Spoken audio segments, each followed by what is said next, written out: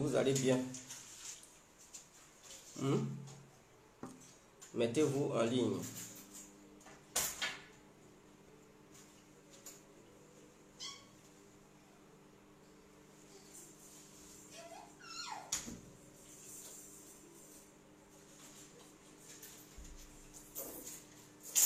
Connectez-vous.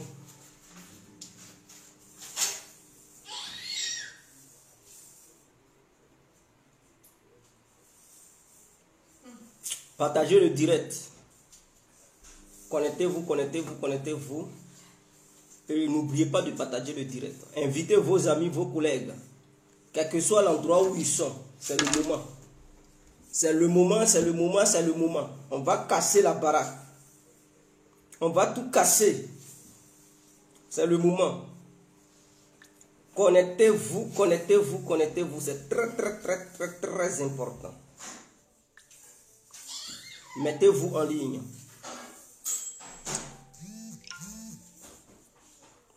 Partagez le direct.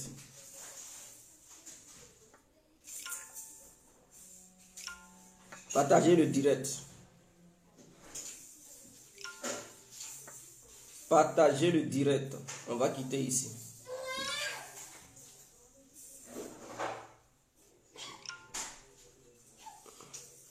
Emma Oudou. Elle dit de laisser Brégoudé. On ne peut pas laisser Brégoudé. On va le laisser pourquoi? Brégoudé, ce gigolo politique. On va le laisser pourquoi? On ne peut pas laisser un tel individu faire n'importe quoi dans notre pays. On ne peut pas laisser Brégoudé, le gigolo politique. C'est inadmissible. C'est inconcevable. Alors, je pense que c'est clair. Je pense que c'est clair. Donc, je vais m'hydrater la gorge avant qu'on y commence. Partagez le direct, s'il vous plaît. Partagez le direct. Vous regardez, vous ne voulez pas partager. C'est pas normal. Quand même, partagez. Partagez le direct. Il y a des gens qui n'ont jamais partagé. Pourquoi vous faites ça? Ceux qui vont partager, que Dieu vous bénisse. Ceux qui ne vont pas partager là, faut pas, Dieu va exaucer vos prières. Donc si tu veux que Dieu exauce ta prière, il faut partager. Parce que Dieu a été clair. Il dit il faut respecter tes prochains. Car ce sont des petits dieux. Donc moi, ce que je vous dis là, si vous ne partagez pas, Dieu ne va pas exaucer vos prières. Si vous partagez, il va exaucer vos prières. Maintenant, le même Dieu dit, on n'a qu'à juger aussi. Donc nous, les enfants de Dieu, on a le droit de juger. Voilà pourquoi on se permet de faire des vidéos pour taper sur Brégoudé. Parce que lui, c'est un gigolo politique. Alors, bonjour, bonjour à tous et à toutes. Pour tous ceux qui ne me connaissent pas, je suis l'incontournable bien compris tout terrain. L'homme dont on parle, l'homme qui n'a pas fourré aux yeux, l'homme qui ne mâche pas ses mots. Vous pouvez aussi m'appeler devant la vie, l'homme n'est rien, gouverneur italien, docteur Monton, appelez-moi Boum Boum, laisse-moi mourir 5 heures plein droit, El Padrino, Camari, Deso, la Mouja. Alors nous voilà à nouveau devant cette caméra pour parler de Charles Brégoudé, le gigolo politique, Afin Guessan, le gigolo politique, et Simone Gbagbo, la vicieuse politique. Et je vais vous démontrer cela tout à l'heure. Donc restez connectés, partagez le direct. D'autres vont dire, mais c'est ça, Afi était un vieux père, ou bien il peut t'accoucher, Simone Gbagbo peut aussi t'accoucher, donc un peu de respect. Donc les gens qui sont morts là, il y a respect dedans. C'est leur traîtrise là. Leur traîtrise là. On poussait les gens à mourir. Donc dès lors que quelqu'un n'est pas honnête, il n'est pas sincère, qu'il soit un vieux père, il n'a qu'à avoir même 2000 ans. S'il a 2 millénaires sur terre et que c'est un vendu, il ne mérite aucun respect. Parce qu'aux yeux de Dieu, là, il n'y a pas histoire de grand frère, petit frère. On est pareil. Voilà. Dieu n'a pas dit dans la Bible, respectez vos aînés. Ce n'est pas écrit quelque part. C'est sur terre, ça a été écrit. Il dit, respectez vos prochains. Que ce soit aîné, petit, tout le monde est prochain. Dès lors que tu es un vieux père ou une vieille mère, et que tu manques de respect, tu manques de cohérence vis-à-vis de ce que tu as pris comme décision et les gens te suivent, écoutez, et que ça provoque la désolation de la population, tu ne mérites aucun respect vis-à-vis du peuple. Alors, laissez cette histoire de vieux père ou de vieille mère. Dans la Bible, ce n'est pas écrit quelque part, il faut respecter les vieux pères ou les vieilles mères. On dit prochain, un bébé est un prochain. Vieille mère est un truc, fait partie des prochains. Vieux père fait partie des prochains. Donc, on est pareil aux yeux de Dieu. Il n'y a pas de grand frère, petit frère. Il faudrait que ça soit clair. Je vais vous lire ce qu'un proche, un fidèle de Charles Blé Goudé a dit sur Afrique Média. Je répète. Je vais vous lire parce que lui là, lui qui a parlé sur Afrique Média là, c'est un gars sûr de Charles Blé Goudé. Il est proche de Charles Blé Goudé. Mais depuis sa sortie, aucun cadre du COJEP n'est sorti pour dire que ce monsieur-là a dit là, ça ne vient pas de la part du COJEP. Ils sont restés muets.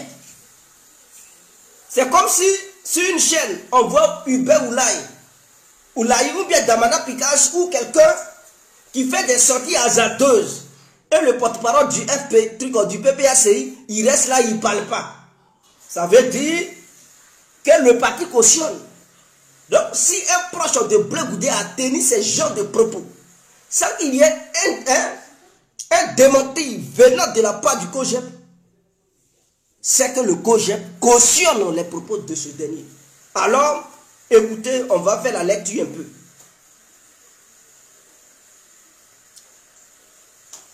Olivier Blé, représentant de Charles Blé Goudé. Donc, Olivier Blé là, c'est un représentant de Charles Blé Goudé. C'est quelqu'un qui est au sein du COJEP.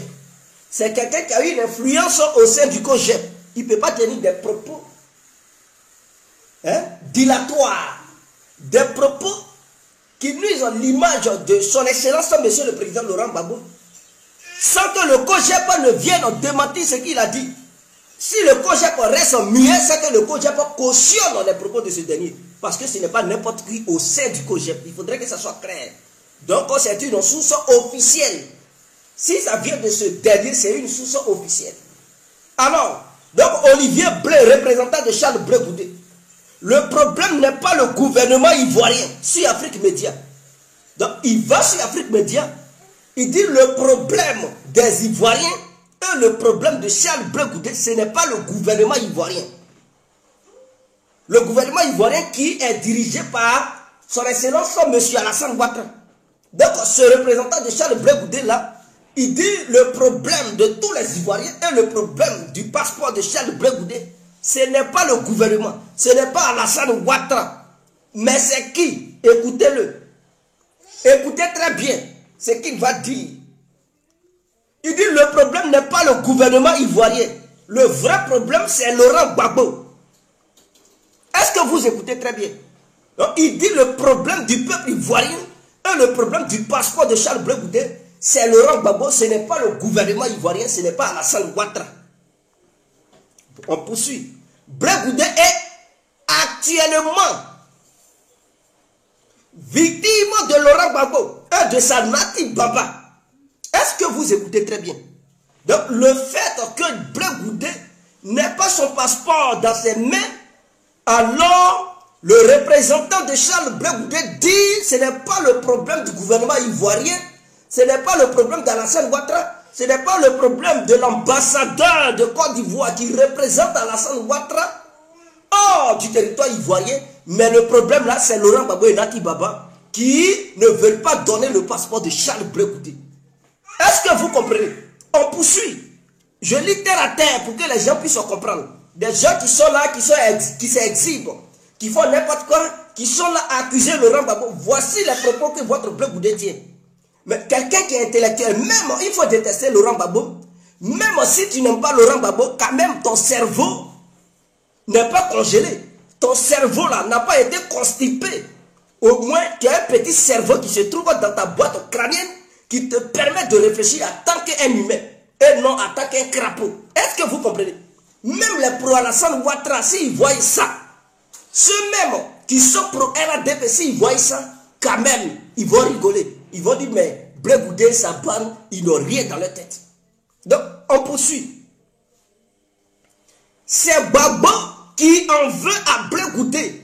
Et c'est lui qui le maintient captif à l'extérieur du pays. Donc, ce représentant de chaque bloc, il dit c'est Gbagbo qui en veut à Blé Goudé. C'est lui qui le maintient captif à l'extérieur de la Côte d'Ivoire. Et que ce n'est pas Alassane Ouattara, ce n'est pas le gouvernement ivoirien.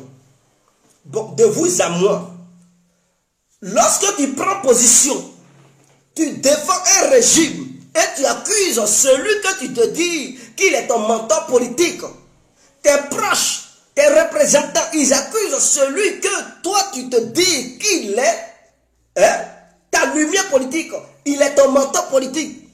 Eux là, ils accusent ce dernier et ils défendent ceux qui sont au pouvoir. De vous à moi, même si toi le leader que cela représente, tu ne parles pas, ça prouve déjà ta position. Ça prouve déjà de quel camp tu fais partie désormais. Parce que les gens, ils parlent à ton nom. Maintenant, si tu vois que ce qu'ils disent, ce n'est pas vrai, et que toi, tu ne cautionnes pas ça, tu ne peux pas accepter que des gens aillent sur des chaînes étrangères. Afrique Média, ce n'est pas une petite chaîne. Afrique Média est suivie par des millions de personnes. Donc, tu ne peux pas cautionner que des gens aillent te représenter et te dire ce genre de discours, sans qu'il y ait un démenti, du porte-parole de ton soi-disant parti politique appelé COJEP. Si tout le monde reste muet, c'est que tu acceptes cela. En un mot, ton problème, ton histoire de passeport là, au lieu de t'adresser à Alassane Ouattara, tu dis non, ce n'est pas Ouattara que c'est Gbagbo. Bon, de vous à moi là, même si tu es un Blé Goudéiste, si tu adores Blé Goudé, et que tu es Blé Goudé ou rien, quand même, tu possèdes un cerveau, mon frère. Ma soeur, tu disposes d'un cerveau. Utilise ton cerveau. Réfléchis sans aucune influence d'un quelconque individu. Et fais l'analyse parfaite de la situation. Et tu sauras que ton Blé Goudé là, c'est un petit manipulateur. C'est un gigolo politique. Mais je vais vous expliquer qu'est-ce que c'est que cette histoire de gigolo politique. Je vais vous expliquer. Mais on va aller encore. Je continue la lecture. Et vous allez comprendre. Quand on dit Blé Goudé est un petit trait, des gens, mais pourquoi vous tapez sur Blé Goudé, vous tapez sur Blé Goudé, vous les gens de trucs là, vous aimez accuser les gens. Je vais m'hydrater la gorge, on va rentrer à l'intérieur, on va rentrer en profondeur. Je vais vous faire sortir les trucs, parce que les gens de Blé Goudé, ce n'est pas des gens qui peuvent faire des débats. Quand ils parlent, ils n'ont aucun cerveau. Donc ils parlent comme des crapauds, comme des grenouilles. Pensant qu'en face, il n'y a pas de gens capables de décortiquer leurs propos. Et donc, nous allons décortiquer leurs propres propos, qui les condamnent et qui trahissent Charles Blé Goudé. Leurs propos qui trahissent Charles Blé Goudé, c'est qu'ils, les propos qui tiennent à longueur de journée à travers les médias internationaux, à travers les réseaux sociaux, et ce qu'ils se disent entre eux, copains et copines. On va voir.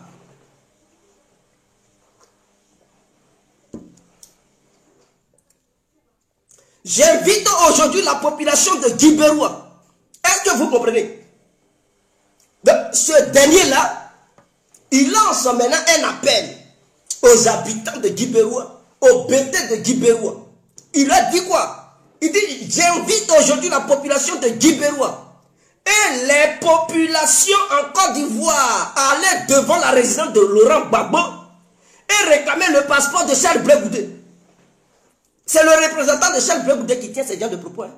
Donc lui, il lance un appel au peuple ivoirien, et particulièrement à l'ethnie BT de Guibéroua, de se rendre tous devant la résidence de Laurent Gbagbo pour réclamer le passeport de Charles Blé Goudé. Parce que pour Blé Goudé et ses amis, c'est Gbagbo qui possède leur passeport. Bon. Mais ce n'est pas encore fini. On va poursuivre parce que ce sont les propos des proches de Charles Blé Goudé. Et lui qui a parlé là, c'est-à-dire, c'est un responsable, c'est un cadre du COJEP qui tient ces gens de propos. Un cadre du COJEP.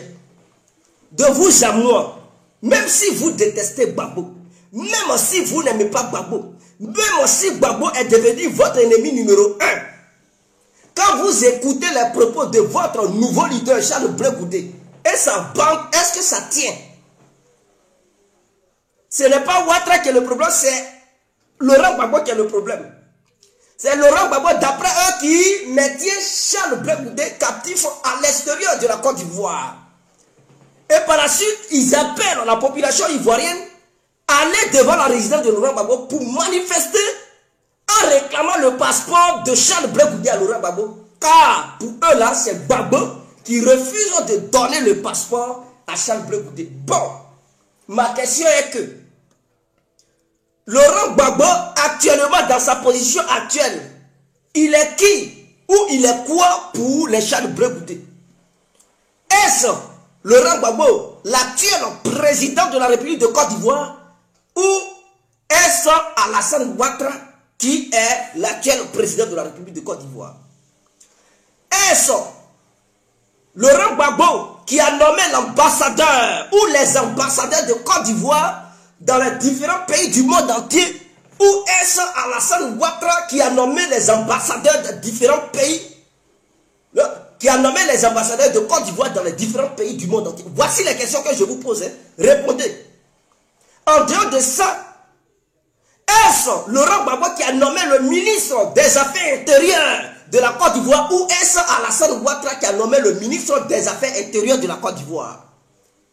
Est-ce Laurent Gbagbo qui a nommé le ministre des Affaires extérieures de la Côte d'Ivoire, ou est-ce Alassane Ouattara qui a nommé le ministre des Affaires extérieures de la Côte d'Ivoire?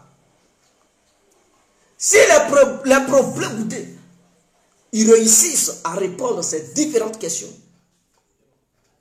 alors on pourra continuer à débattre avec eux. Parce que ce n'est pas parce que vous voulez mentir à la population, ce n'est pas parce que vous êtes des gigolos politiques, ce n'est pas parce que vous êtes payés par le régime en place que vous allez venir tenir des propos qui ne tiennent même pas la route.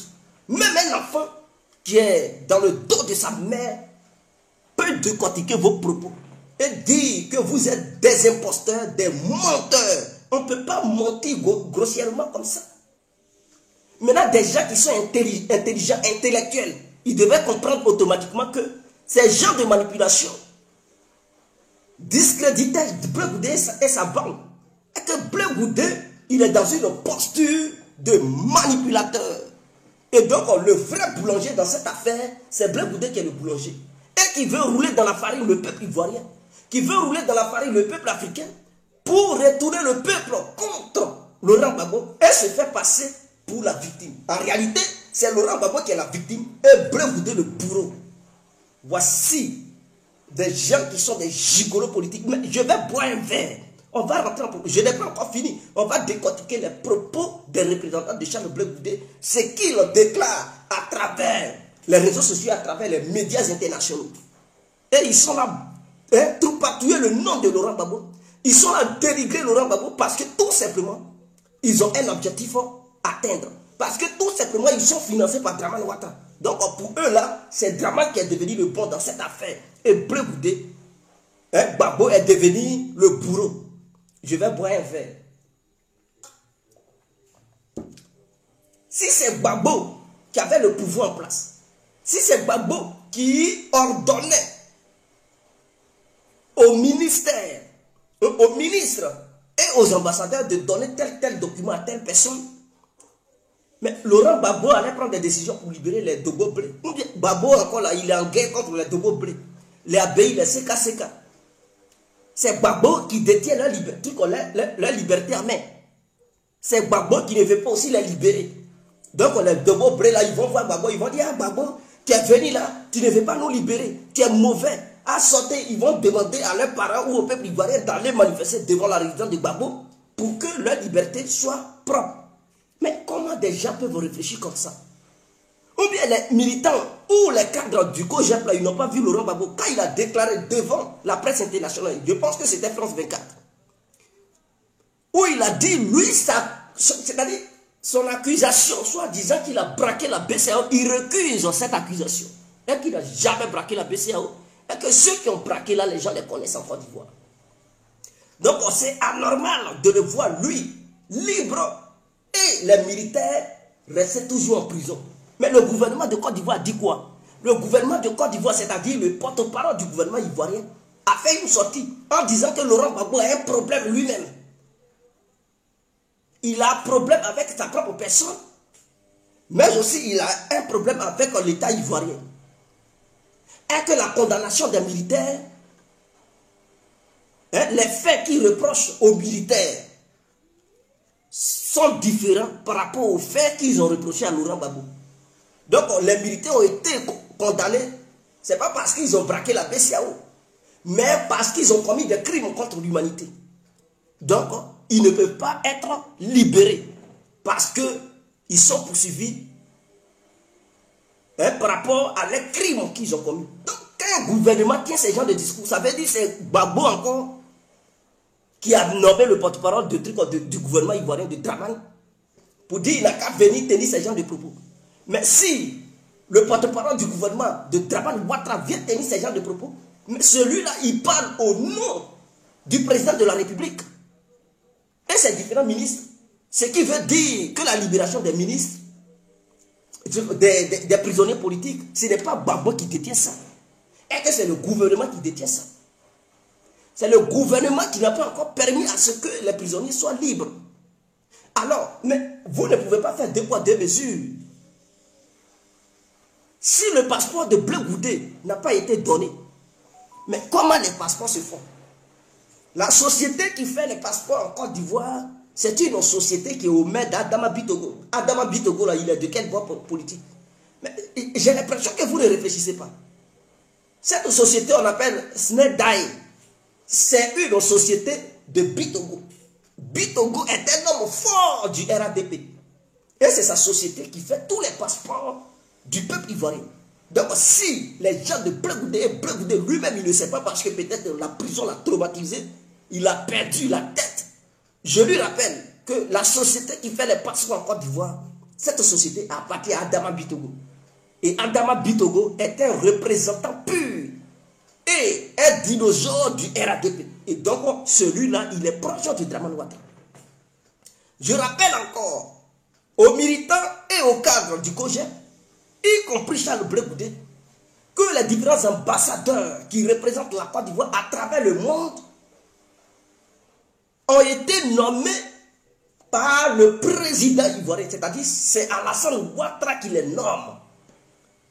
Donc, l'ambassadeur de France, l'ambassadeur de Côte d'Ivoire en France, il a été nommé par Ouattara. L'ambassadeur de Côte d'Ivoire en Belgique, il a été nommé par Ouattara. L'ambassadeur de Côte d'Ivoire en Angleterre, y compris aux États-Unis et dans tous les pays du monde, ils sont tous nommés par Alassane Dramane Ouattara. Parce que quand Ouattara les nommait, la Gbagbo était encore en prison, ou bien vous ne savez pas. Blé Goudé, je pose la question aux militants et aux bandes. Ces petits chialeurs, ces politiques-là, je vous parle. Quand ils devenaient ambassadeurs, Blé Goudé, toi et Gbagbo, vous étiez à la CPI, ou bien, depuis la CPI, tu as appris que Laurent Gbagbo a nommé des ambassadeurs à travers le monde pour représenter la Côte d'Ivoire. Quand vous étiez à la CPI, Ouattara a nommé ces différents ambassadeurs. Maintenant, aux élections de 2020, là, quand Ouattara a violé la Constitution, Gbagbo il était en Côte d'Ivoire. Mais suite au gouvernement de Ouattara, il a nommé d'autres ambassadeurs. Ou bien tu as appris que depuis la Belgique, Laurent Gbagbo a nommé des ambassadeurs. Même quand même. Voilà pourquoi on vous dit vous êtes des traîtres. Parce que vous savez qui est le responsable, qui ne veut pas donner le passeport de Blé Goudé, mais vous le laissez et vous attaquez Laurent Gbagbo. Votre complot là, c'est pourquoi. Votre complot là, c'est pourquoi. Kaka Bella, ce n'est pas ton ami. Merci mon frère. Hugo Trico Balou. Kaka Bella, il est quoi pour toi? N'est-ce pas lui qui partait te rendre visite tout le temps à la CPI? Même en Hollande, quand tu as été libéré, il est parti là-bas pour te rendre visite. On dit qu'il est ministre de la réconciliation. Tu ne l'appelles pas? On peut aussi dire c'est un complot, non? Pourquoi tu ne parles pas de ça? Pourquoi tu ne parles pas de ça? Ton ami, ton gars sûr, c'est lui qui est le ministre de la réconciliation. Il est nommé pour ça. C'est-à-dire, si un Ivoirien a un problème avec le gouvernement, c'est lui qui règle l'affaire. C'est ton gars sûr, comme on le dit en Côte d'Ivoire, c'est ton poteau. C'est ton gars sûr, ton dur. Il s'appelle Kakabe, Konakwaku Bertin. appelle-le pour lui demander. Est-ce que c'est lui qui t'a dit c'est Gbagbo? Regardez-moi des gens comme ça. Et c'est vous qui voulez gouverner le pays. Des petits traites comme ça. Mais on poursuit. C'est votre enfant. Vous l'avez laissé aux mains de Gbagbo. Blé Goudé a défendu le régime de Gbagbo. Il s'est retrouvé en prison avec Gbagbo. De son côté, Gbagbo est sorti, il est à Abidjan depuis un mois. Qu'est-ce qu'il a fait pour Charles Blé Goudé? On ne peut pas être égocentrique à ce point. Gbagbo est arrivé à Abidjan. Est-ce qu'il s'est intéressé à aller voir les exilés au Ghana, là où il y a plus grande communauté ivoirienne? Ce qui l'a intéressé, c'est la réintégration de Kone Katina à la fonction publique. C'est triste pour la Côte d'Ivoire. Gbagbo n'est pas un panafricain. Quand le tour de Soro Diom arrivera, on interpellera Alassane Ouattara. Mais on parle de Blé Goudé, celui-là qui s'est battu pour Gbagbo et s'est retrouvé à la Cour pénale internationale. Bon. En réalité, le problème de Charles Blé Goudé, il n'a toujours pas accepté. Pourquoi il s'est retrouvé à la Cour pénale internationale? C'est ça son problème. Hein? Pour lui, là, il a été aux côtés de Laurent Gbagbo et puis il s'est retrouvé à la CPI. Là. C'est ça il ne veut pas. Pourquoi il s'est retrouvé à la CPI? Là? C'est ça son problème. Donc pour lui, comme il s'est retrouvé à la CPI, c'est à cause de Gbagbo. C'est à cause de Gbagbo qu'il s'est retrouvé à la CPI. Donc, d'où vient la haine de Blé Goudé contre Laurent Gbagbo? Voilà, c'est clair. La haine de Blé Goudé envers le président Laurent Gbagbo, c'est que pour lui, il se dit, c'est parce qu'il a été aux côtés de Gbagbo qu'il s'est retrouvé à la CPI. Donc, il sort de la CPI. Gbagbo devient son ennemi numéro 1. Et Ouattara devient son ami numéro 1. Voici son problème. Et la seconde raison, c'est que Laurent Gbagbo n'est plus au pouvoir. Donc, comme Blé Goudé est un gigolo politique, je répète, c'est un gigolo politique. Vous connaissez cette histoire de gigolo. Quand les gens veulent aborder le terme de gigolo, ils font allusion aux gens, c'est-à-dire aux hommes qui n'ont pas les moyens, qui vivent aux dépens des femmes. Et les femmes les entretiennent et tout, ils sont là. C'est ce qu'on appelle les gigolos. Mais un gigolo politique, c'est un politicien. C'est pas quelqu'un qui est un politicien. C'est quelqu'un qui arrive dans la politique par opportunisme. Et donc, lorsqu'il arrive, il suit ceux qui sont au pouvoir, ceux qui ont l'argent. Dès lors que tu n'as pas d'argent, il te laisse. Et il suit, donc c'est un djandjou politique en un mot. Blé Goudé est un gigolo politique. En un mot, si vous voulez bien comprendre, c'est un djandjou politique. Parce que Blé Goudé, il suit ceux qui sont au pouvoir. Parce que pour lui, ceux qui sont au pouvoir ont des milliards. Ils peuvent l'entretenir. Mais celui qui n'est plus au pouvoir, lui, Blé Goudé, il n'est pas avec lui parce que ce dernier ne peut plus lui donner de l'argent. Donc, il était avec Gbagbo parce que Gbagbo était au pouvoir. Gbagbo lui donnait de l'argent. Maintenant que Gbagbo n'est plus au pouvoir, Gbagbo devient son ennemi. Donc, il traite maintenant le gouvernement ivoirien qui est représenté par Dramane Ouattara, qui lui a des milliards, qui donne maintenant de l'argent à Blé Goudé. Donc, Gbagbo devient l'ennemi. Donc, il allait se prostituer. Hein? Il allait se prostituer en face du régime de Ouattara. Donc, le RADP est devenu l'amant qui a des milliards. Et donc, l'amante qui est Blé Goudé, qui a besoin de l'argent, va faire la prostitution au sein du RADP. Et donc, c'est clair. C'est comme une femme qui était avec toi parce que tu avais les moyens. Quand tu perds tes moyens, elle te fuit pour aller derrière un autre homme qui a l'argent. C'est clair. Est-ce que vous comprenez? C'est ça le problème de Charles Blé Goudé. Mais comme, aux yeux du peuple ivoirien, il faut trouver des alibis, il faut trouver une situation pour retourner les pensées des peuples africains. Il faut mettre les peuples africains contre Laurent Gbagbo. Alors ils utilisent cette histoire de passeport pour faire croire aux Africains que c'est Gbagbo qui ne veut pas que Charles Blé Goudé arrive en Côte d'Ivoire. Et que Gbagbo a peur de Charles Blé Goudé. Voilà pourquoi il bloque le passeport de Charles Blé Goudé. Mais entre Gbagbo et Alassane Ouattara, qui est au pouvoir? Qui devrait avoir peur de qui? Qui dirige le pays? C'est le gouvernement de qui allait être menacé si Blé Goudé voulait faire réellement la politique et qu'il était sincère dans sa politique. Mais c'est Ouattara qui allait avoir peur, de peur que Blé Goudé rassemble les jeunes Ivoiriens pour le défier, pour défier son pouvoir. Pour le défier et voir son pouvoir perdre le pouvoir en 2025. C'est Ouattara qui devrait avoir peur. Gbagbo, il va avoir peur comment? Lui, il va avoir peur. Lui, il se cherche. Il essaie de reconstituer un nouveau parti pour faire asseoir son nouveau parti dans toute la Côte d'Ivoire et voir si encore en 2025, ce nouveau parti pourrait être en mesure de reprendre ou bien de reconquérir le pouvoir. Lui, il est dans cette tendance. Donc, il n'en a rien à foutre de Blé Goudé. C'est Ouattara qui devrait avoir peur de Blé Goudé. Mais toi, Blé, tu dis non. Ouattara n'a pas peur de toi, c'est Gbagbo qui a peur de toi. Mais, donc, il y a un problème. Tu n'as aucun souci avec Ouattara, mais tu as un problème avec Gbagbo. Quel est ton problème, Blé? C'est à cause de l'argent. Voilà pourquoi j'ai dit, Blé Goudé n'a jamais été quelqu'un qui s'est battu pour le peuple ivoirien. Tout ce qu'il faisait, c'est grimace. Et sa mise en scène, c'était pour de l'argent. Les millions que Laurent Gbagbo lui donnait. Ce sont ces millions, il regardait et puis il faisait ça.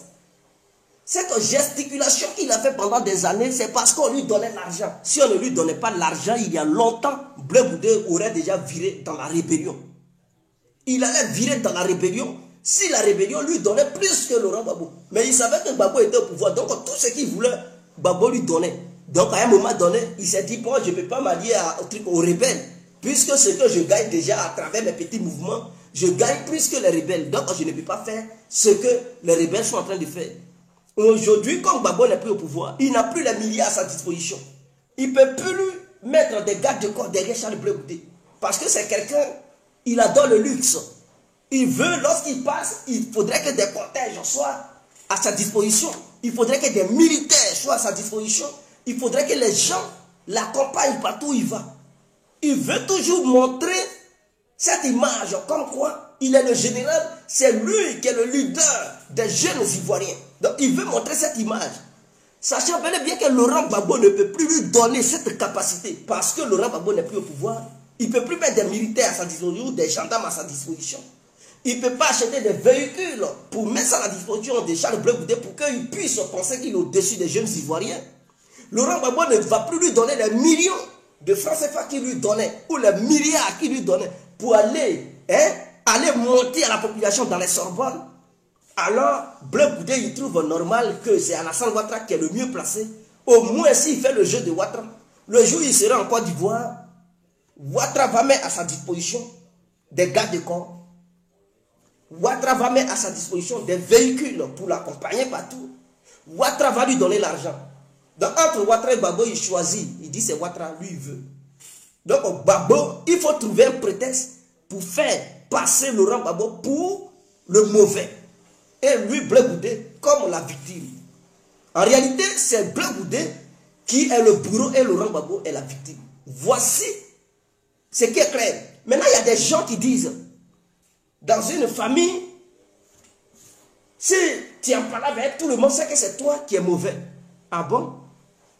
Je vous rappelle que dans une famille, il y a des gens qui complotent contre un seul. Et puis ils traitent ce un seul-là de sorcier. Eux tous, ils font groupe pour l'accuser. Pour le traiter de n'importe quoi. Cela ne veut pas dire celui qu'on accuse. Celui que les gens ils détestent, il est mauvais. Mais tout simplement, ils détestent ce dernier parce que soit ils voient l'étoile de ce dernier et ils ne veulent pas que ce dernier progresse. Donc ils veulent tout faire pour le nuire. Mais dans votre famille, quand les sorciers ils font réunion pour te tuer là, est-ce que c'est parce que tu es mauvais? Est-ce que c'est parce que tu as fait du mal à ceux qui complotent? Parce que pour te tuer là, il faut une réunion. Une réunion pour te sélectionner et aller te tuer. Est-ce que c'est parce que... Mais en te tuant là, c'est parce qu'ils ont eu une haine viscérale contre toi. Ils ont eu une haine, donc ils complotent contre toi. Mais c'est ça qu'on appelle le complot. Parce que si quelqu'un ne complote pas contre toi, pourquoi il peut oser vouloir te ôter la vie? Mais ôter la vie à une personne, c'est d'abord détester la personne et après passer à l'acte. Donc c'est pas parce que dans ta famille, quelqu'un te liquide, il te livre, que tu es mauvais. Peut-être tu es le plus bon. Mais lui, il ne veut pas. Il a la haine. Il veut te nuire. Parce qu'il te voit briller. Pourquoi c'est de toi on parle? Pourquoi? Mais c'est ça le négro, le noir, il est comme ça. Pourquoi on parle toujours de lui? J'en ai marre. Et vous formez un clan pour combattre celui-là dont on parle toujours, qui se fait appeler l'homme dont on parle. Vous le combattez. Parce que tout simplement, vous avez la haine. Donc, ce n'est pas parce que Laurent Gbagbo ne s'attend pas avec tout ce monde-là que vous allez penser que c'est Laurent Gbagbo le problème. Mais est-ce que vous vous êtes posé les questions? Peut-être ces gens-là, eux aussi, ils veulent devenir leaders comme Laurent Gbagbo. Donc, pour eux, là, c'est inadmissible de voir encore Laurent Gbagbo être leader. Pour eux, là, Laurent Gbagbo est vieux, il doit aller s'asseoir. S'il ne veut pas céder la place, eux, là, ils vont le combattre. Mais c'est aussi une haine. Donc, ils veulent la place de Gbagbo. Parce que pour eux, c'est inacceptable. Pourquoi c'est Gbagbo? Non, lui, là, il va nous sentir. Ça peut les pousser à faire une coalition, à vouloir combattre Laurent Gbagbo. Partagez le direct. Parce que ce que je dis là, je suis là à éclairer les gens. Donc ça peut aussi pousser. Blé Goudé là, lui, il est vicieux. Non seulement il est gigolo, mais il est vicieux. Donc Blé Goudé, il voulait que Laurent Gbagbo lui laisse la partie pour que Laurent Gbagbo recule et lui, il allait devenir le leader. Quand Laurent Gbagbo n'a pas voulu ça, alors lui, Blé Goudé, il se met dans une position comme quoi Laurent Gbagbo veut le combattre. Laurent Gbagbo ne l'aime pas et il envoie ses chiens arrangés là pour terminer l'image de Laurent Gbagbo. Parce que lui, il voulait être le leader de tout ce monde-là.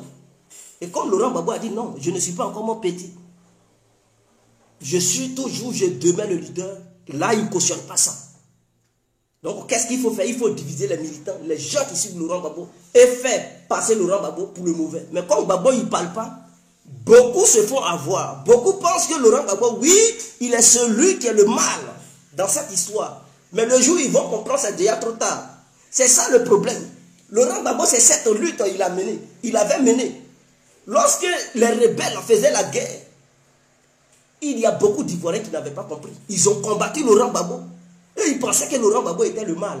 Aujourd'hui, ils regrettent. D'autres disent Gbagbo qui a fait ça.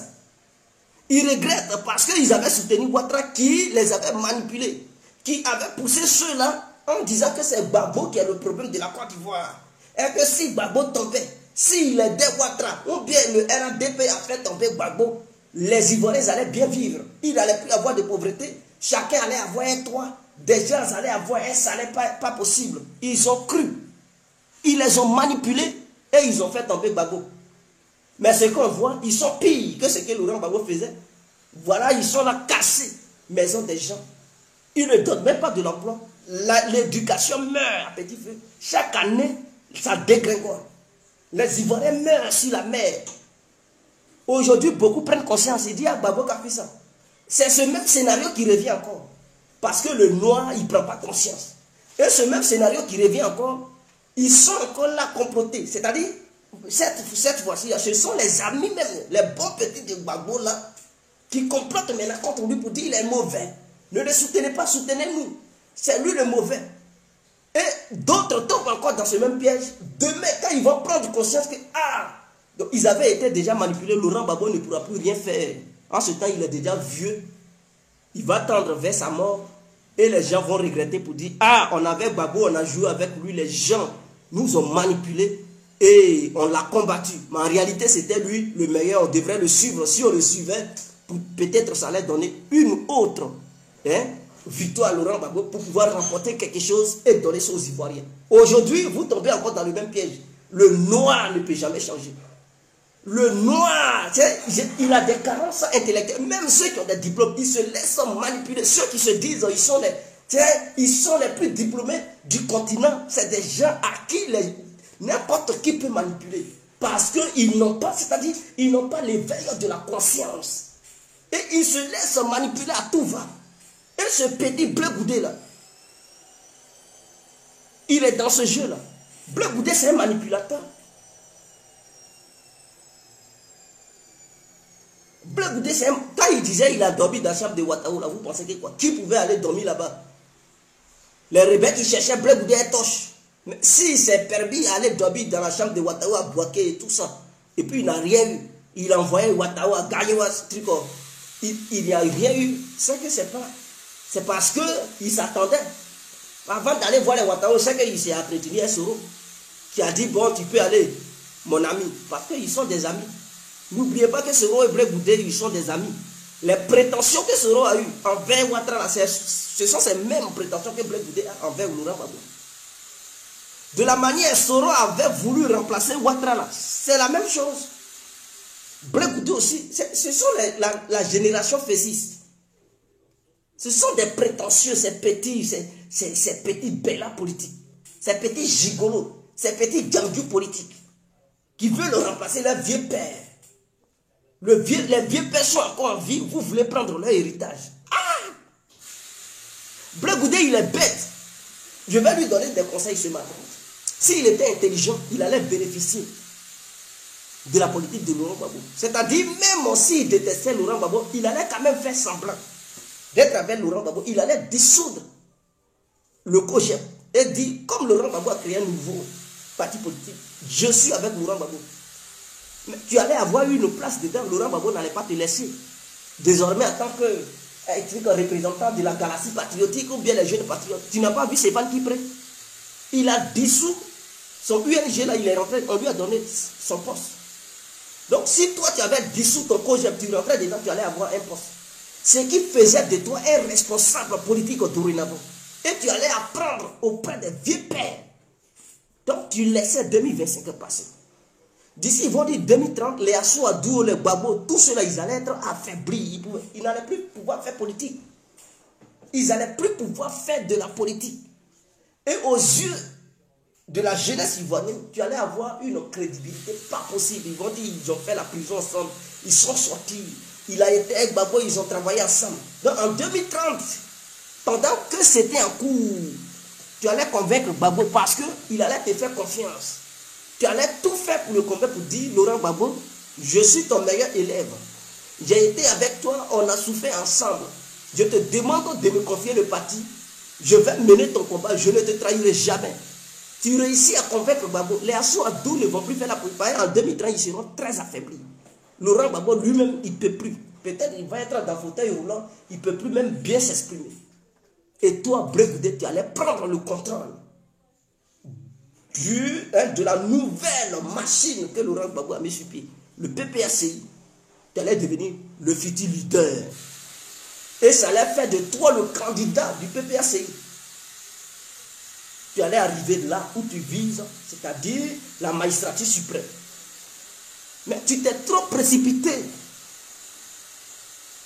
Tu t'es trop précipité. On vous appelle génération pressée. Trop pressée arrive tard.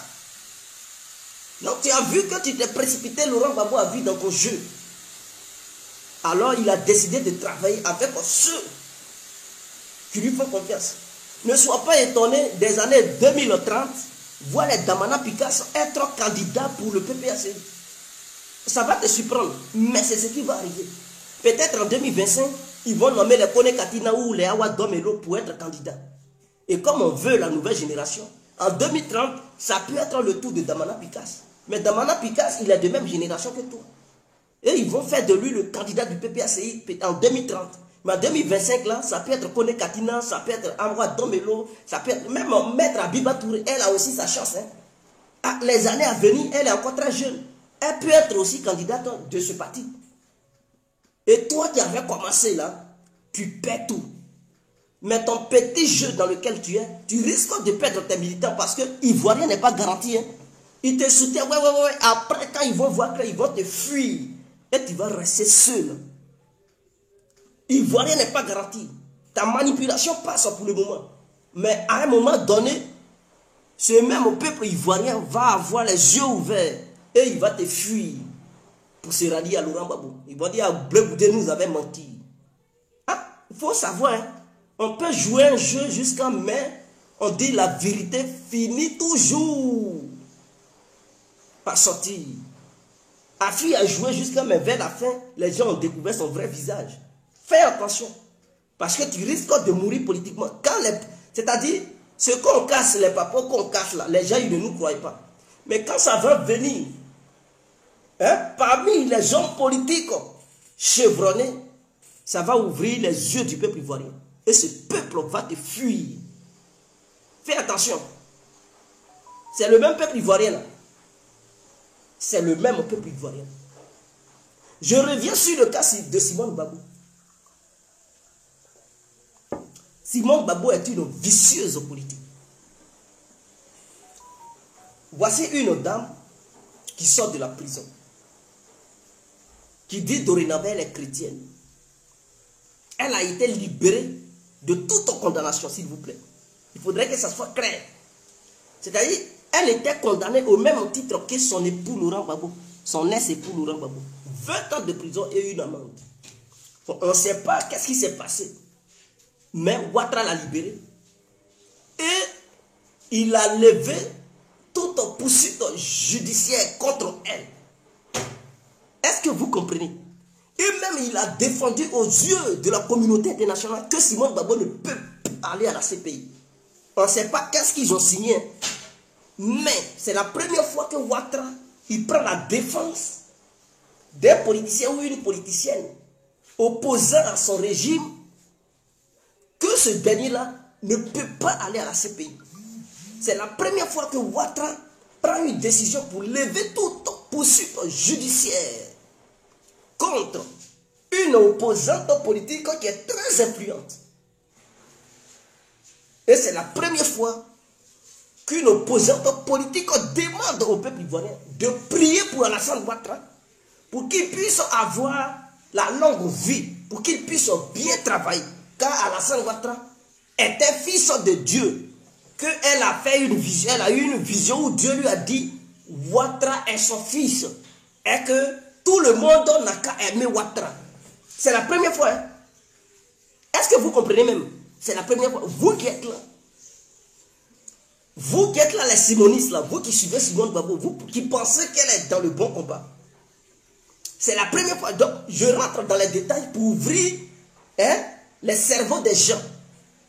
C'est la première fois qu'une opposante politique ou un opposant politique, on débloque ses comptes bancaires et on la reconnaît en tant que première dame. On lui donne tous les privilèges qui partent avec ça.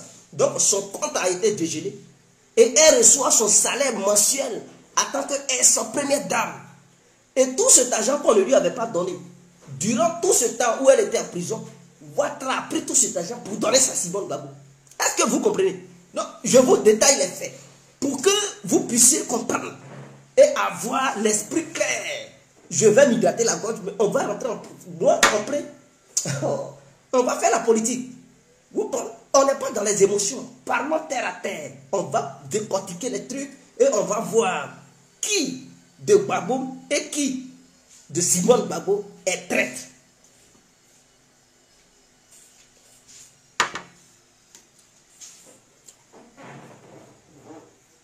Est-ce que vous comprenez?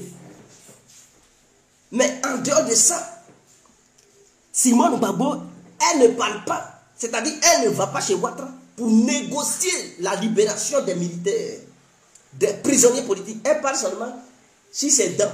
Mais elle n'a jamais pris une décision pour aller croiser le chef de l'État. Puisqu'elle dit qu'ils n'ont qu'à prier pour lui, que Ouattara est fils de Dieu, ceci, cela, et que Ouattara n'est pas méchant. Ouattara a tout débloqué. Qu'est-ce qui l'empêchait de prendre un rendez-vous ou croiser la femme de Ouattara pour que les deux premières dames puissent s'asseoir sur une table pour parler des prisonniers politiques, pour demander à ce que le gouvernement ivoirien voie quand même le cas des prisonniers politiques pour les libérer. Et les militaires, elle n'a jamais fait ça. Elle n'a jamais entrepris une telle démarche. Quand elle parle, libérer les prisonniers, mais elle a entamé quoi? Elle a fait quelle démarche pour leur libération? Rien. Et elle est là, elle passe son temps dans les églises. Quand elle parle, je remercie Ouattara, je remercie Ouattara. Tous ces discours, je remercie. Elle n'a jamais tenu un discours où elle dit elle remercie Laurent Gbagbo. Bon. Pourtant, c'est ce Ouattara-là qui les avait combattus hier. Pourtant, elle a dit, où elle est partie au Congo, là, elle a tenu des propos où elle a dit non, elle avait perdu son slip. Ils avaient déchiré ses vêtements. On lui avait arraché les cheveux.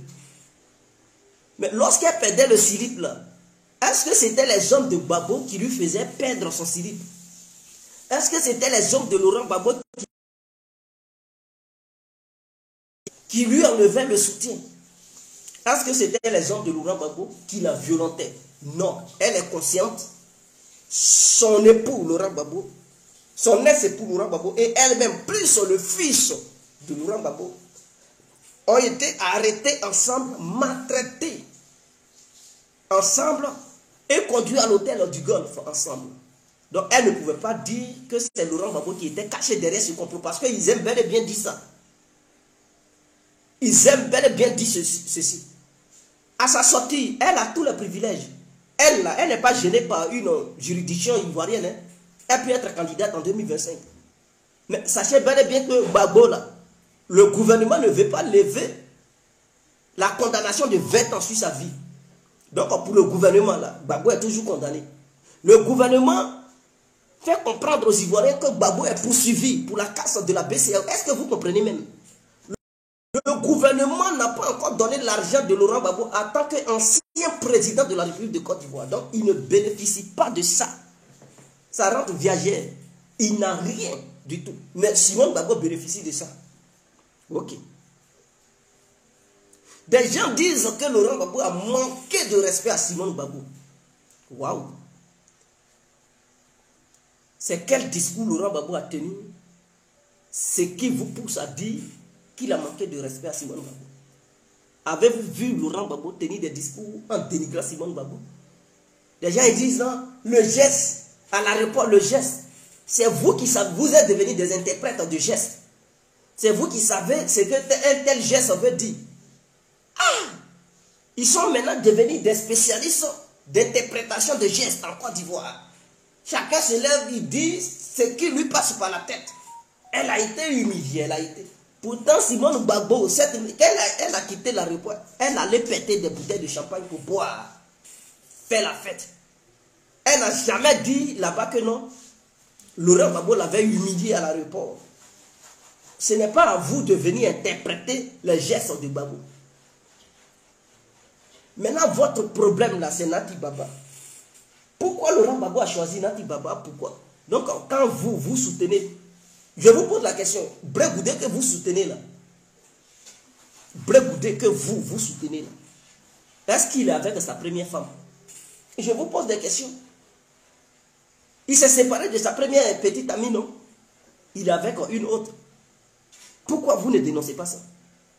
Ouattara que vous soutenez là, est-ce que Dominique Ouattara était sa première femme? Parce qu'à ce que je sache, Ouattara a des enfants qui ne sont pas des métis. Il faudrait que ça... Ouattara a des enfants qui ne sont pas des métis. Or, Ouattara a été quand même une personnalité influente à travers le monde entier. Que ce soit au sein de la BCEAO, que ce soit au sein de du FMI, que ce soit au sein du monde politique, il a été quand même influent. Il a croisé Dominique Ouattara quand il était Premier ministre. Et ce n'est pas le jour J où il est devenu Premier ministre qu'il a croisé Dominique Ouattara. Avant ce jour-là, il était avec une autre femme. Mais pourquoi vous ne faites pas ces mêmes reproches à Ouattara? C'est la mère de ses enfants. Parce que, à ce que je sache, il n'a pas d'enfant avec Dominique Ouattara. La femme avec qui il a eu les enfants là, elle n'est pas morte quand ils se séparaient. Pourquoi ne faites-vous pas des reproches à Ouattara pour dire pourquoi tu as laissé la mère de tes enfants? Tes enfants ils sont grands, pourquoi? Mais oui, il a laissé parce que ça n'allait plus entre eux. Vous savez combien d'années ils ont passé ensemble? Dans les galères de Ouattara.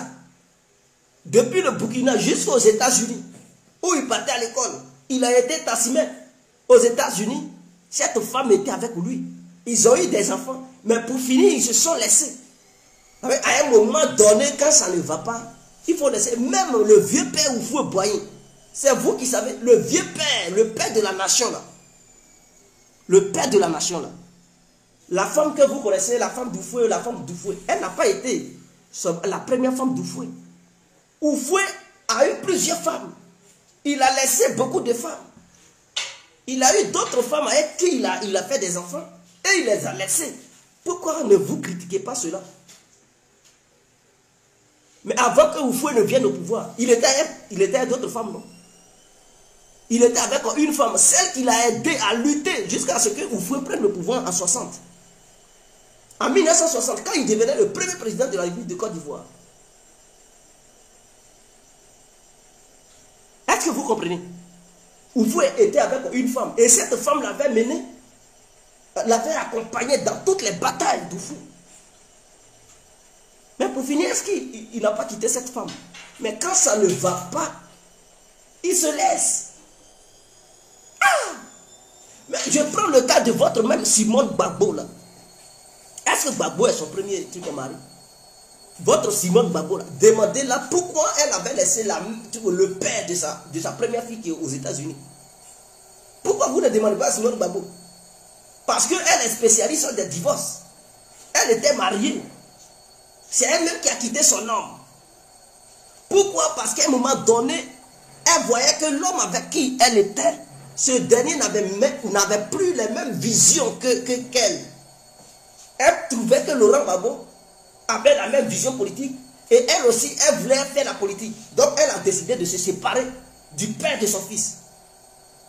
Donc Simone Gbagbo, elle aussi, là, elle peut prendre des décisions pour dire je divorce. Parce que le premier divorce entre elle et le père de sa première fille qui est aux États-Unis, là, c'est elle qui a divorcé. C'est elle qui a demandé le divorce. Pourquoi vous ne dites pas à Simone Gbagbo, pourquoi tu avais divorcé avec ton homme? Elle avait divorcé parce qu'elle trouvait qu'elle n'était plus dans une bonne relation. Mais vous savez comment les deux, ils avaient fait jusqu'à ce qu'ils puissent se faire une fille. Ils ont souffert dans leur vie, ils ont lutté ensemble, ils ont eu un enfant, ils vivaient ensemble. Et les deux se sont séparés parce que Simone Gbagbo ne voulait plus de lui. Est-ce que vous comprenez? Donc aujourd'hui, si elle a croisé Laurent Gbagbo, elle a fait la politique avec Laurent Gbagbo, elle a eu des affaires avec Laurent Gbagbo. Et à un moment donné, Laurent Gbagbo dit, ah, je ne peux plus rester avec toi en tant que femme, mais politiquement parlant, on est ensemble. Alors vous prenez ça comme une charge sur vos têtes. Pourquoi Gbagbo laisse ça derrière? Pourquoi Gbagbo laisse? Mais pourquoi vous ne vous battez pas aussi pour dire, ah, mais pourquoi la mère de truc, Michel Gbagbo ne vient pas aussi? Parce que quand même, la mère de Michel Gbagbo a été quand même la première femme de Gbagbo.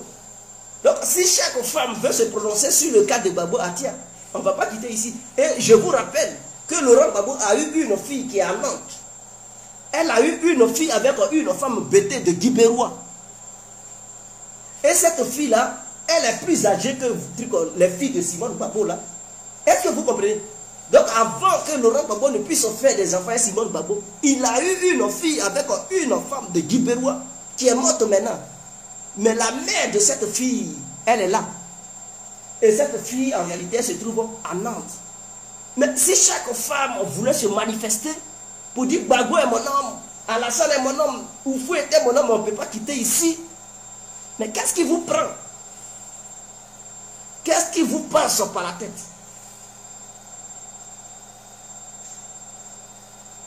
Non, on ne veut pas Nati Baba, mais c'est vous qui allez faire le choix de Gbagbo en matière de ce qui lui plaît. Ou bien c'est Gbagbo qui fait vos choix dans vos foyers là. Vous n'êtes pas mariés. Vous les hommes, les femmes frustrées comme ça, parce que vos hommes ne vous aiment plus, vous vous accrochez derrière Simone Gbagbo. Parce que pour vous, elle est devenue votre leader qui se bat pour vous. Femme battue, femme ornie, femme ceci. Elle est votre leader. Regardez-moi des bêtises comme ça. Vous suivez une femme qui ne vous a rien proposé. Elle vous propose quoi, politiquement parlant? Bon, de vous à moi. Vous dites, oh, on n'aime pas Gbagbo, on s'en fout de Gbagbo. Ça veut dire la politique que Gbagbo propose. Vous détestez. Ok. Mais vous, là, vous proposez quelle politique? Vous dites, on s'en fout de la politique de Ouattara, on s'en fout de la politique de Gbagbo, on s'en fout de la politique de Bédié. Simone Gbagbo ou rien, Simone Gbagbo ou rien, ok. Mais allons-y sur la base de Simone Gbagbo ou rien. Vous suivez Simone Gbagbo là, pourquoi? Mais vous suivez quelqu'un, vous ne savez pas où vous partez, mais vous partez quand même. Quelqu'un te dit, oh, suivez-moi, suivez-moi. Vous êtes derrière lui. La première des choses, avant de suivre un individu, vous lui posez quand même la question. Ah, on va où?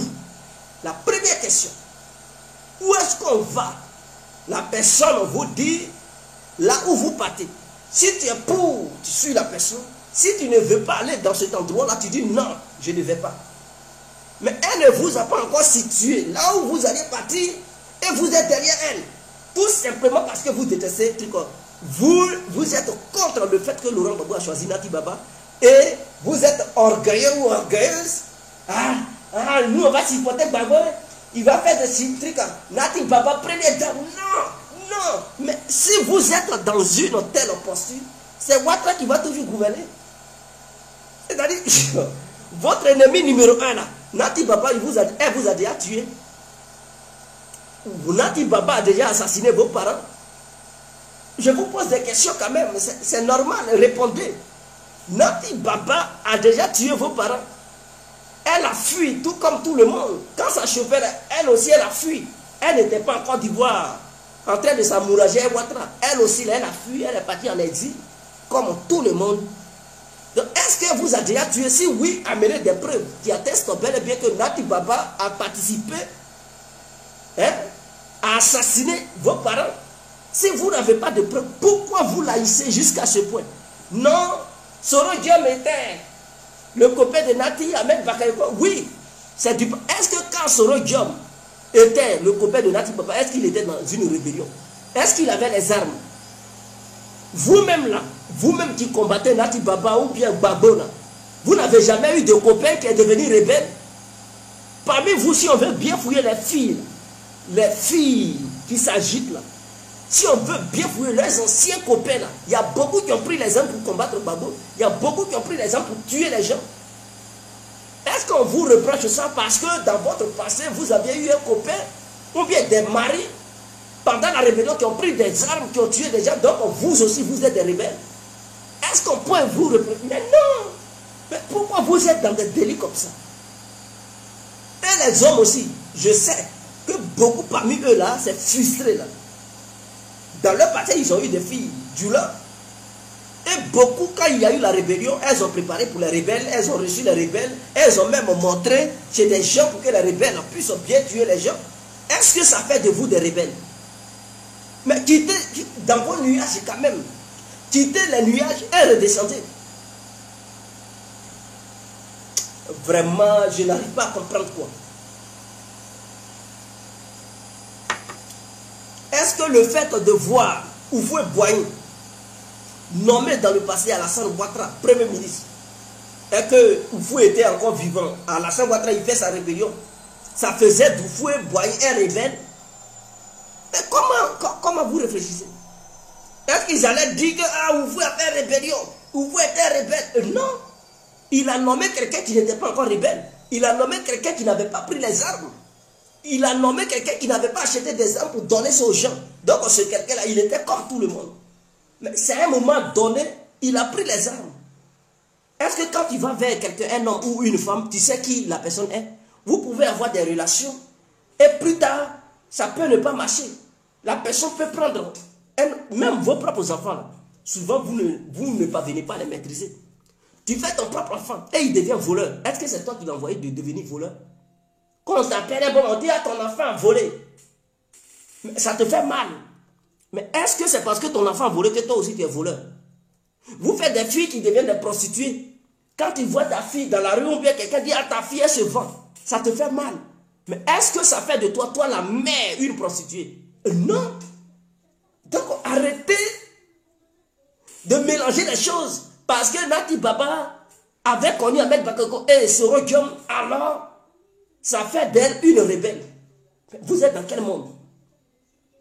Revenez sur terre, partagez le direct parce que ça, si les gens écoutent, ça va beaucoup ouvrir leur cerveau. Ça va leur permettre de comprendre beaucoup de choses. Nous ne sommes pas dans une émotion, mais nous sommes dans la réelle politique. On parle terre à terre pour se comprendre. Vous pouvez me détester. Vous pouvez dire Guégué, tu nous énerves. Je le comprends. Mais avant de tenir un tel langage, écoutez quand même ce que Guégué vous dit.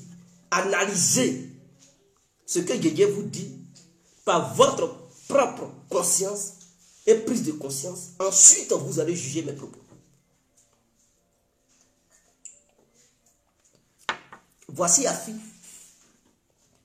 Afi Ouguessa est un gangue politique et un prostitué politique.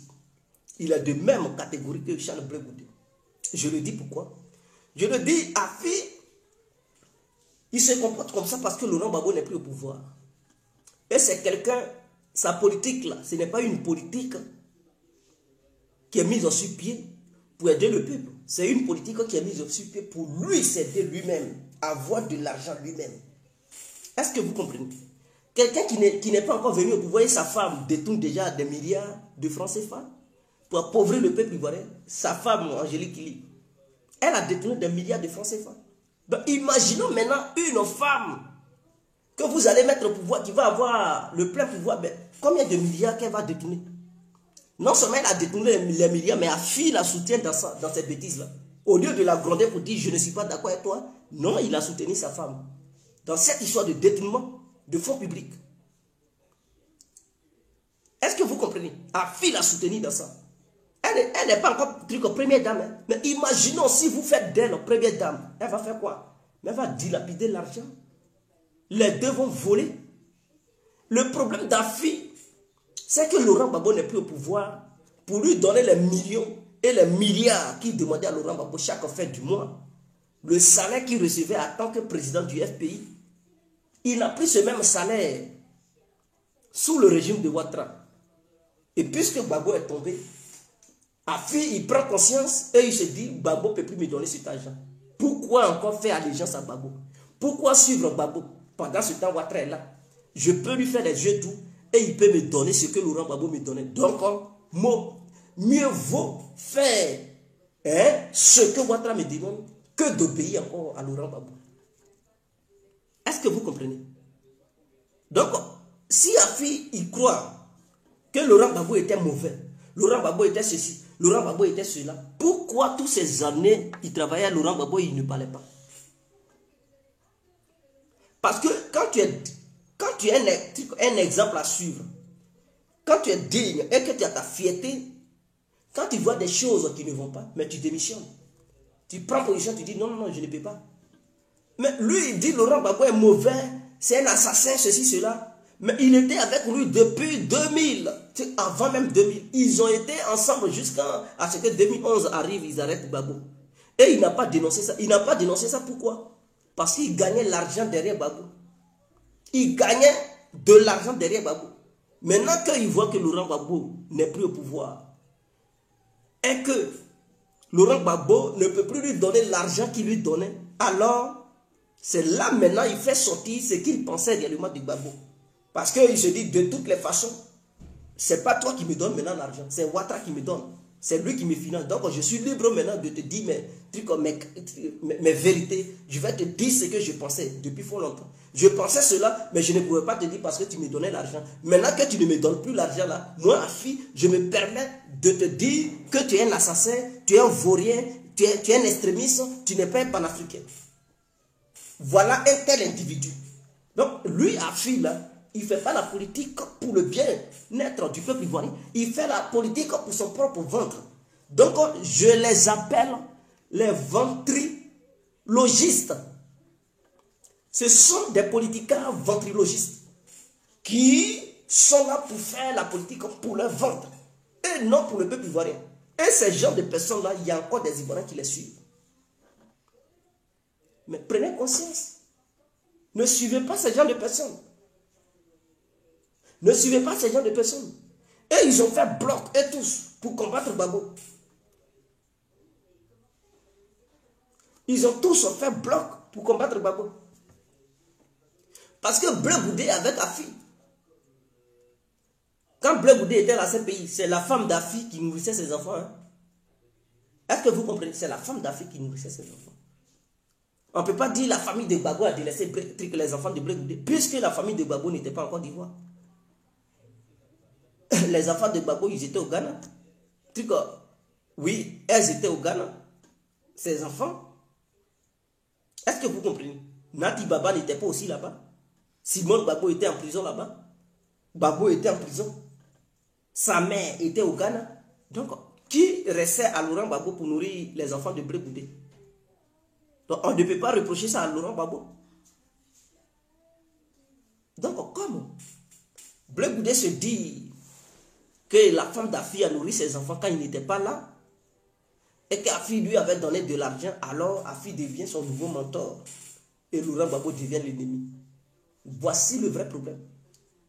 Et comme Alassane le finance, alors il faut caresser le pouvoir de Ouattara dans le sens des poils et combattre Gbagbo. Parce que pour eux, comme Ouattara les finance, s'ils dénoncent Ouattara, ils ne vont plus avoir le financement. Et je tiens à vous dire que Blé Goudé n'a pas encore fait la demande de son passeport. Oui, partagez le direct. Je vais vous le dire aujourd'hui, Blé Goudé n'a jamais fait la demande de son passeport. Ce que Blé Goudé a fait là, c'est un enrôlement. Il s'est fait enrôler. Mais il n'a jamais fait la demande de son passeport. L'enrôlement consiste à faire quoi? L'enrôlement consiste à te signaler que tu es sur le territoire, tu es dans un pays tiers. Et pour que ton gouvernement puisse savoir que tu résides dans tel pays, au cas où il y a un problème, on puisse avertir ton gouvernement. Donc, Blé Goudé, le faisant, il se signale qu'il est sur le territoire hollandais. Donc, au cas où il y a un souci pour que le gouvernement ivoirien puisse dire, bon, lui, on sait que c'est ça qui permet au gouvernement d'avoir des chiffres.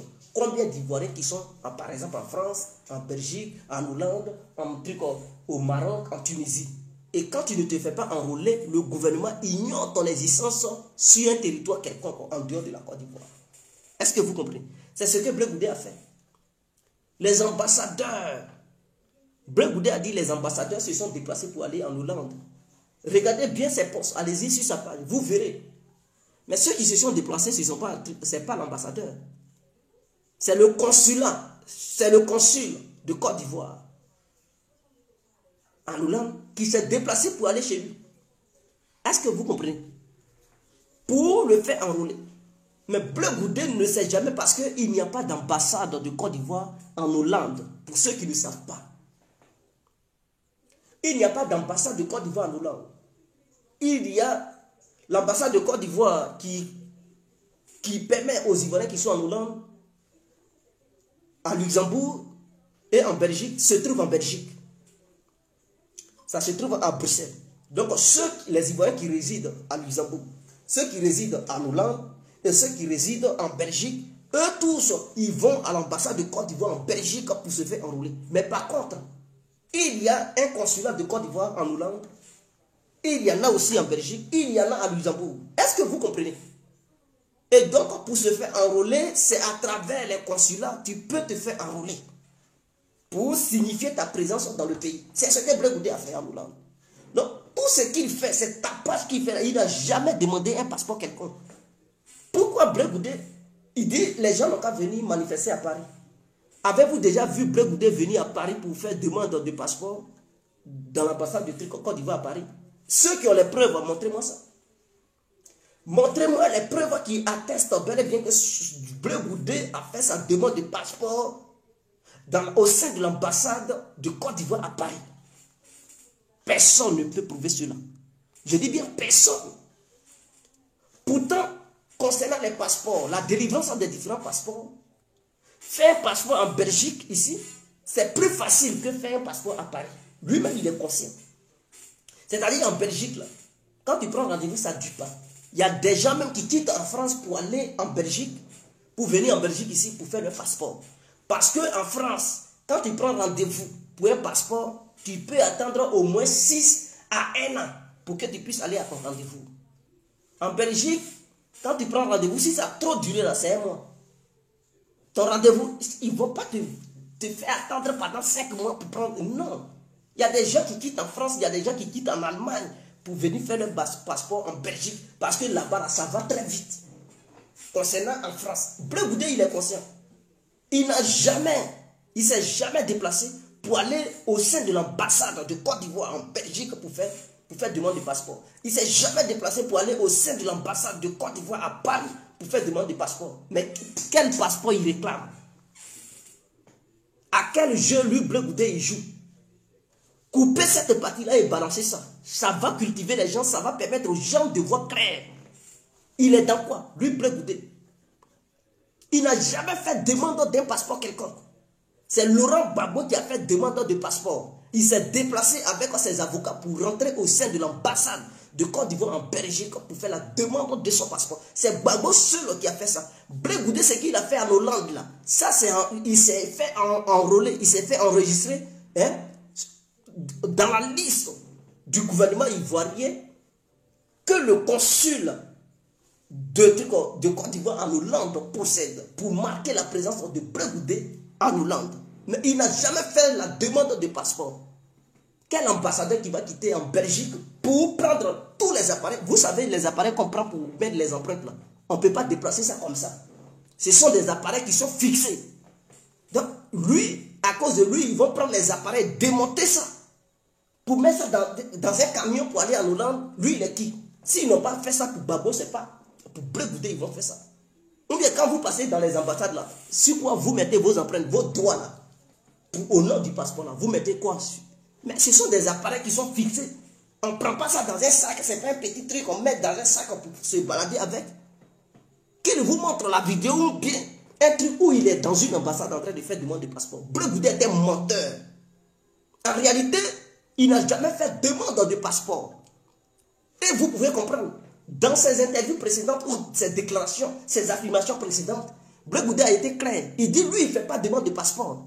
Et que de la manière ils l'ont envoyé en Hollande, là, à la CPI, avec ses petits bagages, là. C'est comme ça, quand Gbagbo va avoir son passeport, lui, il va prendre ses petits bagages, il va monter dans le même avion de Gbagbo, là, pour partir en Côte d'Ivoire. Depuis ce jour, il n'a jamais fait de demande de passeport. Quand on lui demandait, va faire, il dit, il ne fait pas. Gbagbo s'est battu seul, il a eu pour lui. Maintenant, les gens disent, pourquoi Blé Goudé n'est pas parti ensemble avec Gbagbo? Vous moquez des gens ou quoi? Vous foutez des gens? Lui-même, est-ce que c'est un enfant? Vous avez dit c'est votre leader, non? Donc le leader là, c'est pour éclairer les gens. Donc si le leader, il se joue les fous, il se joue les bêtes, il sait bel et bien que sans passeport, on ne peut pas monter à bord d'un avion. Sans un laisser-passer, on ne peut pas monter à bord d'un avion. Lui, il a fait sa demande de trucs au passeport là où? Et il demande aux gens de venir manifester devant l'ambassade de Côte d'Ivoire à Paris. Ce qui veut dire que c'est là-bas qu'il a fait sa demande de passeport. Puisqu'il a laissé l'ambassade de Côte d'Ivoire en Belgique, qui est située à Bruxelles. Il a laissé cette ambassade, et c'est à Paris, ils sont venus faire manifestation. Avez-vous les preuves, vous les Parisiens ou les Parisiennes, vous les militantes de Charles Blé Goudé, les militants de Charles Blé Goudé, avez-vous des preuves qui attestent bel et bien que Blé Goudé s'est réellement rendu au sein de l'ambassade de Côte d'Ivoire à Paris pour faire sa demande de passeport? Si oui, apportez les preuves. Si oui, apportez les preuves. Mais votre leader qui est bête comme ça, là, il pensait que Gbagbo est jet privé. Pour dire, Blé, viens monter. Mais il pense, il rêve ou quoi? Il pense que nous sommes dans les rues d'Abidjan, où il criait, l'air est grave. Non, on lui dit, fais passeport. Et il dit, non, quand Gbagbo va partir, je prends mon petit bagage. J'attache ça et puis, je m'avais, je monte dans l'avion de Gbagbo. Gbagbo avion. On t'a dit Gbagbo a un avion. On t'a dit Gbagbo a acheté un avion jet privé. Et qu'il a un avion privé. Donc il s'en va sur un truc. Blé Goudé vient monter. Tu rêves ou quoi? Il est monté. Si Gbagbo avait un jet privé et qu'il partait sans Blé Goudé, vous allez dire, ah, Gbagbo est parti sans lui. Mais il est monté à bord d'un avion. Comme tout le monde. Il y avait des passagers. Et ce n'est pas Gbagbo qui contrôlait ça. C'est un avion international des pays, des gens avant de monter là. Si lui, Gbagbo, il n'avait pas son passeport, il ne pouvait pas monter. Pour monter dedans, on contrôle. Pour passeport, il n'y a pas passeport, on dit descend. Fous-nous le camp. Il y a passeport, monte. C'est clair. Donc, voici les révélations que je vous fais ce matin. C'est qu'en réalité, Blé Goudé n'a jamais voulu partir en Côte d'Ivoire. En réalité, là, Blé Goudé n'a jamais voulu partir en Côte d'Ivoire. Tout ce qu'il fait là, on appelle ça diversion.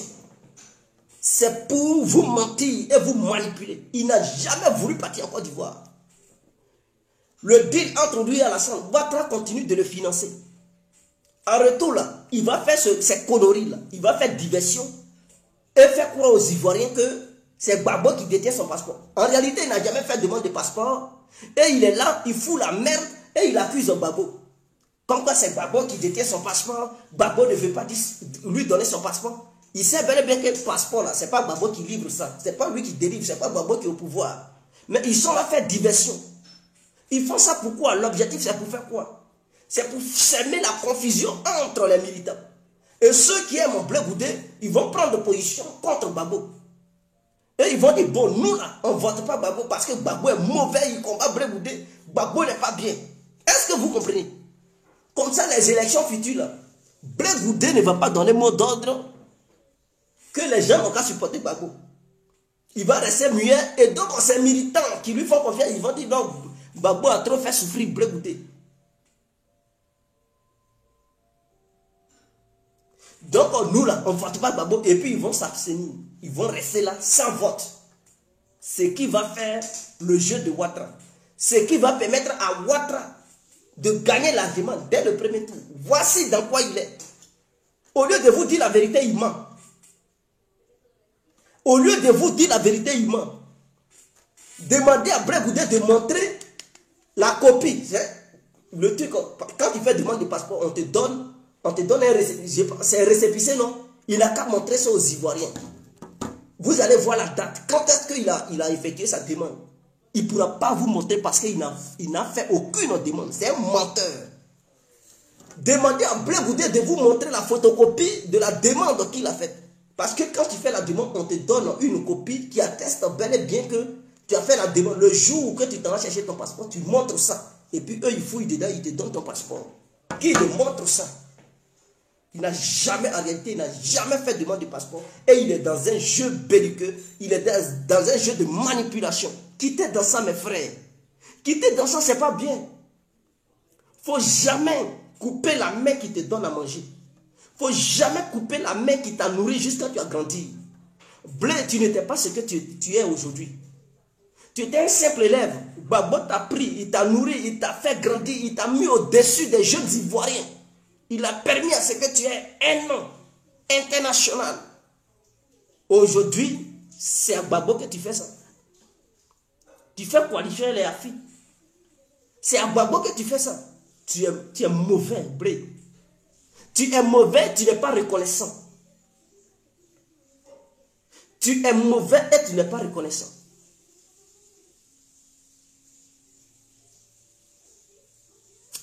Vraiment, ça me fait mal de voir quelqu'un comme toi. Aujourd'hui, si tu es millionnaire ou milliardaire, dis merci à Gbagbo. Tu sais combien de jeunes nous sommes en Côte d'Ivoire? Nous sommes des millions de jeunes en Côte d'Ivoire. Parmi eux tous, Gbagbo a fait de toi ce que tu es. Il pouvait prendre un autre jeune. Tu sais, pour être puissant là, il suffit d'avoir l'argent, il suffit d'avoir des gens qui sont derrière toi, ils vont te booster et tu deviens puissant. C'est ça. C'est comme les artistes là, tu peux être fort, mais si les gens ne te soutiennent pas, tu ne peux pas être fort. Si les gens ne te soutiennent pas, tu vas beau chanter, mais tu es là, tu ne vas jamais évoluer. Mais si tu as des lobbies derrière toi, qui font ta propagande, qui font passer tes clips matin, midi, soir à la télé, qui obligent le peuple à t'accepter tel que tu es, mais tu deviens populaire et tu deviens très riche. Il y avait des milliers de jeunes patriotes qui étaient si brillants comme toi. D'autres même plus brillants que toi. Gbagbo ne les a pas pris, il t'a pris. Il a fait de toi le leader de tous ces jeunes. Il t'a élevé. Il t'a mis au sommet par la grâce de Dieu. En retour, tu lui donnes cette monnaie de singe parce que tu es parti à la CPI. Mais tu n'es pas prêt à faire la prison et tu fais la politique. Quand tu fais la politique, il faut s'attendre à tout. Blé. Tu fais la politique, attends-toi à tous les coups. Il y a la mort dedans. Il y a la vie dedans. Il y a la misère et il y a la richesse dans la politique. Prends conscience. Il fallait dire ça à Laurent Gbagbo dès le début pour dire à Gbagbo, je ne peux pas parce que je ne veux pas faire la prison, je ne veux pas mourir, je ne veux pas qu'on me poursuive. Il allait te laisser pour prendre un autre jeune. Mais il t'a boosté jusqu'à aujourd'hui et tu lui fais ça. Et il y a des gens qui se laissent manipuler, qui suivent Blé Goudé dans ces bêtises. Ça me fait mal. Tant que Blé Goudé ne prouve pas aux yeux du monde entier qu'il a fait demande de passeport, ne le considérez pas, ne suivez pas, ne tombez pas dans cette bêtise. Qu'il vous montre une preuve qui atteste bel et bien qu'il a fait demande de passeport. Il n'a jamais fait demande de passeport. Blaise Goudé est un menteur. Je vous le dis, il n'a jamais, je mets quiconque au défi. Ses proches, lui-même, s'il pense qu'il a fait une démarche administrative pour avoir un passeport qui montre les preuves, il n'a jamais fait une démarche administrative. Et tout ce qu'il fait, c'est diversion. C'est un menteur. Il joue le jeu de Ouattara à cause de ce qu'on lui donne. C'est tout. Chaos, on est ensemble.